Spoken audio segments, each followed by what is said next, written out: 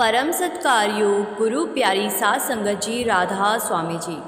सात संगत जी, आज इस वीडियो में हम आपके साथ बाबा जी का आज 12 मई का डेरे में हुआ सत्संग साझा कर रहे हैं जी। आज का सत्संग सुनकर संगत बड़ी ही भावुक हो गई थी। आपसे विनती है जी, प्रेम से आज हुए सत्संग को सुनिए जी। आज बाबा जी ने तीसरी पातशाही की बानी ली, नाम में हिते सब किछ हुआ। बाबा जी ने कहा कि ये गुरु घर की बानी है।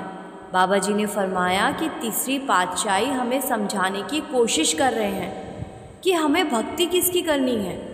हमें इंसानी जामा देकर मालिक ने हमें विवेक की ताकत बख्शी है। इस ताकत को हमें सही जगह पर लगाना है। सोच समझ कर कदम उठाएंगे तो हमारा चलना आसान होगा। आगे बाबा जी ने कहा कि हमें चलना कहाँ है, जहाँ नाम मिले तहाँ जाओ, गुरु प्रसादी कर्म कमाओ। बाबा जी ने कहा, नाम क्या है? नाम ना तो दिया जाता है और ना लिया जाता है। नाम तो शब्द के रूप में सबके अंदर है। शब्द एक ताकत है जिसने इस पूरी सृष्टि का निर्माण किया है। मालिक अगर शब्द को वापस बुला लेता है तो यहाँ तो फिर तबाही मच जाएगी, प्रलय आ जाएगा। आगे बाबा जी ने पलटू सांप का भी उदाहरण दिया। नाम नाम सब कहत है, नाम ना पायो कोई, नाम की गत है न्यारी। आपने कहा कि हम मालिक को अलग अलग नाम से जपते हैं।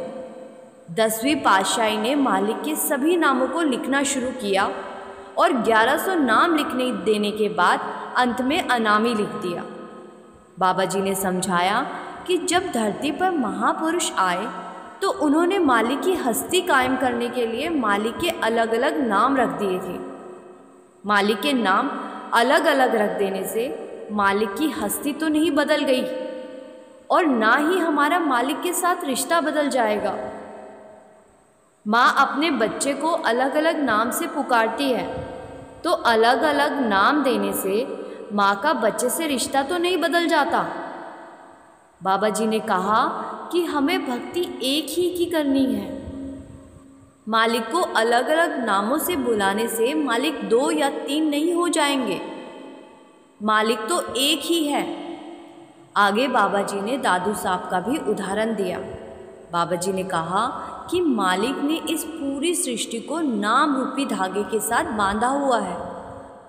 हम चाहे किसी भी धर्म के हो, किसी भी मजहब के हो, असल में नाम ही हमारा आधार है। अब सवाल आया कि नाम क्या है? नाम तो वो अनहद शब्द है जो दिन रात हमारे अंदर बज रहा है। हमें तो उसके साथ अपना रिश्ता जोड़ना है। आगे बाबा जी ने समझाया कि जब तक हम जीते जी नहीं मरेंगे तब तक कुछ हासिल नहीं होना। सच्ची रूह तो वही है जो जीते जी मर गया। गुरु की शरण में जाकर जब हम 9 द्वारों के ध्यान को एकाग्र करके 10वें द्वार पर आते हैं तो हम सफल होते हैं। बाबा जी ने बानी का उदाहरण दिया।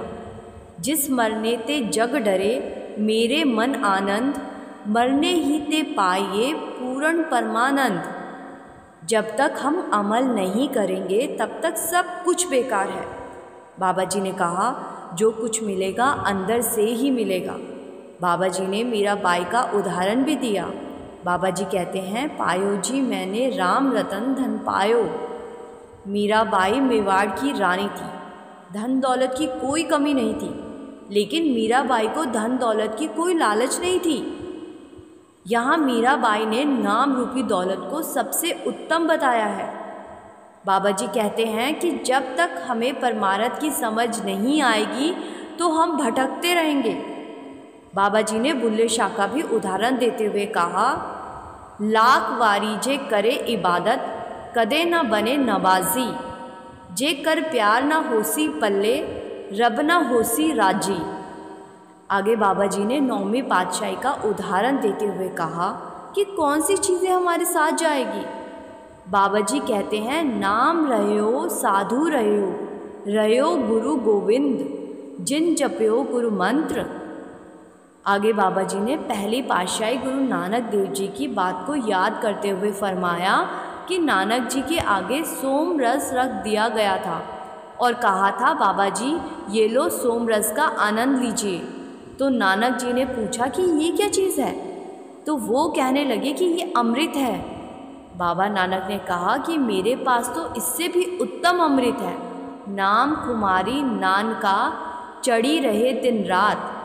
आगे बाबा जी ने कहा कि कोई हमारा छोटा सा काम कर दे तब हम उसको सलाम करने लगते हैं, लेकिन उस मालिक ने इतना कुछ बख्श दिया और उसे भूले बैठे हैं। बाबा जी कहते हैं, सब सुखदाता राम है, दूजा ना है कोई। आगे बाबा जी कहते हैं, सत्संग घरों को तीर्थ मत समझो, जो कुछ मिलेगा अपने अंदर ही मिलेगा।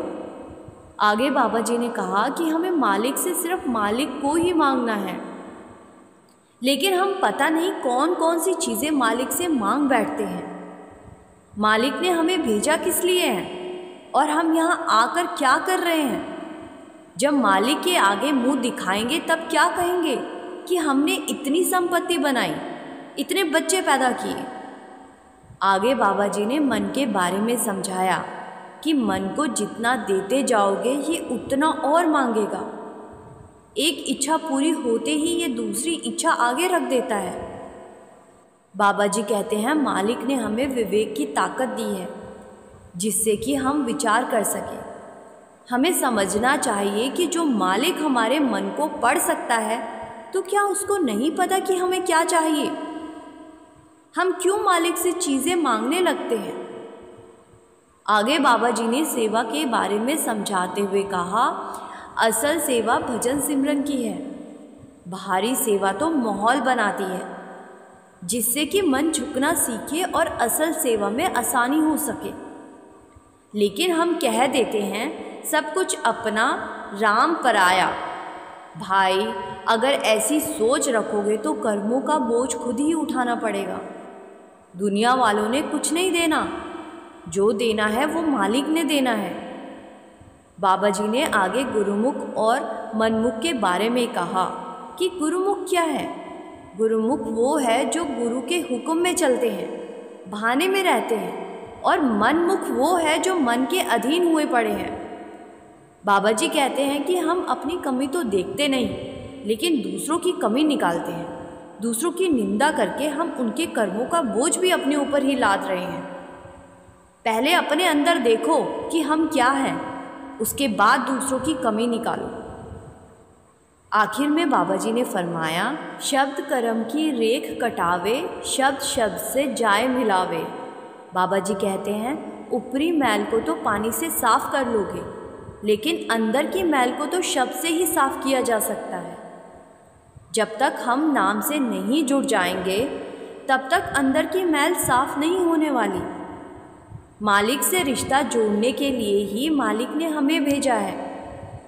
बाकी सभी जिम्मेदारियों को पूरा करते हुए ही हमें मालिक के साथ जुड़ना है।